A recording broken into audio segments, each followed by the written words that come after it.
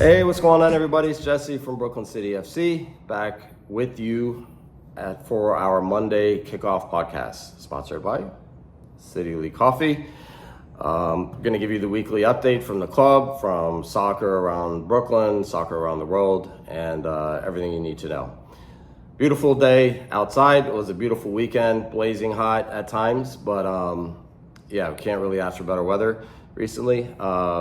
And so just to get right into things, last week on Wednesday night, I had a chance to attend a special panel called the Women's Sports Collective. I was a guest of Kim Wyatt, who's our Brooklyn City FC women's team, first team head coach. Coaches our WPSL team, oversees both WPSL teams.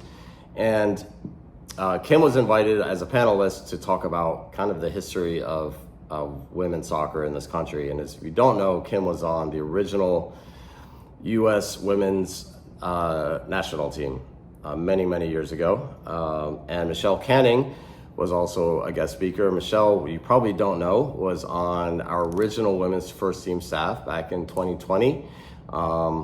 Before COVID hit, the season didn't happen, and then Michelle kind of moved on to other things. But one of my favorite people, one of the smartest people in New York soccer, in my opinion. Very successful in NYU women's coach for years. So it was great to reunite with Kim and Michelle and see them speak in this environment. It was hosted at the Tisch Institute for Global Sports. NYU has a very strong sports management program. So it was a really cool environment to have somebody from the club, in this case, two people from the club represented. So that was last Wednesday night.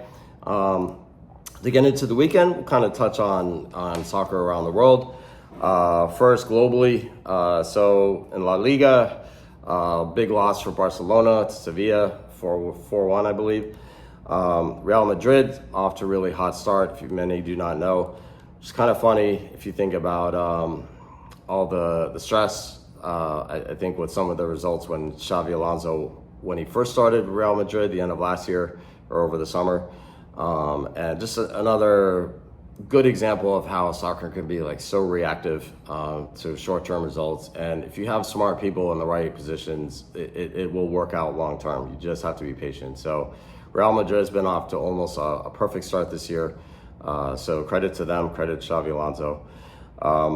In the Premier League, Chelsea had a huge win versus Liverpool. Sorry to all the Liverpool fans out there. And North London had a big day. Both Tottenham and Arsenal got 3 points, putting Arsenal top of the table at the moment, and Tottenham in third and Bournemouth in fourth, I believe. So interesting start to the Premier League. On the women's side, Gotham, New York, New Jersey, Gotham tied Seattle 0-0. That season is coming to a close very soon. They'll be entering the playoffs in a couple weeks. So I think Gotham's in third or fourth, somewhere in the middle of the table. So looking forward to seeing them make it to the playoffs and advance to see how they do. And very locally, Brooklyn FC had a match on Saturday night. Both Jorge Carrasco, our technical director, and myself were able to attend and sit in their new field side seats, which are a really creative setup. Because they play in Coney Island at the baseball stadium. So they've created a seating section literally along the touchline, maybe like 8 to 10 feet back. And it's a really cool vantage point to watch a game, just right up on the game. And definitely recommend checking it out. The game was exciting. 6 goals scored, ended up just back and forth in the second half, ended up 3-3. So that was a lot of fun, and hope to be at more of their matches in the future. And to get right into the BCFC action. So on the women's side, the BCFC women had a nimble match out at Randall's Island on Sunday. This week we introduced a new coach to help take over the team for the rest of this calendar year at least. His name is Coach Steven. Steven had a ton of experience on the girls and boys side, on the youth side, and also college coaching experience. So I think this could be a great addition to the team. I know the team was really longing for a coach, understandably, and took us a little while to finalize, but I'm glad we were able to get that in place. So the squad with Coach Steven had a very competitive match versus Beyond FC. From what I understand, the team played well, maybe expected to get 3 points based on how they played, but ended up getting a point on a 2-2 draw.